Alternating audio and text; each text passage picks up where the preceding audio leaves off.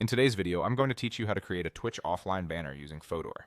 We'll keep it simple, clear, and efficient so you can get a polished banner ready in just a few minutes. Start by opening your browser and heading to Fotor.com. Give the page a moment to load so all tools and images display properly. When you're there, log into your account.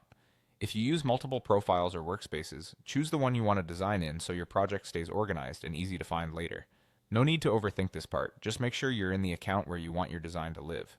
Once you're on your dashboard, look for the search bar. It's typically near the top.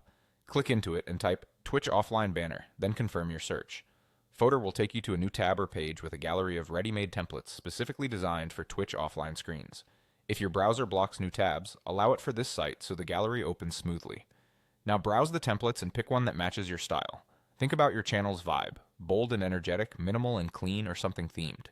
Pay attention to color contrast and readability, especially for any text that announces you're offline or shares your streaming schedule. Many templates include preview thumbnails. Hover or click to see more details so you can judge how your name and branding might fit. When you've found a template you like, open it to start editing. Replace the placeholder text with your channel name or tagline. Try a font that reflects your brand but stays easy to read at a glance. Adjust colors using the color picker to match your existing palette. Subtle tweaks can make a huge difference in cohesion.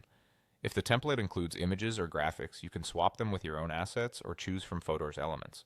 Use the alignment guides to keep everything straight and visually balanced, and lean on the Layers panel to select items without accidentally moving the background. Make small changes, then pause to preview. Zoom out to see how it looks at a typical viewing size, and zoom in to check sharpness and spacing. If something doesn't work, use undo to step back. The nice thing about these templates is they're already sized for Twitch offline banners, so you don't have to worry about dimensions. Just focus on clean design and clear messaging.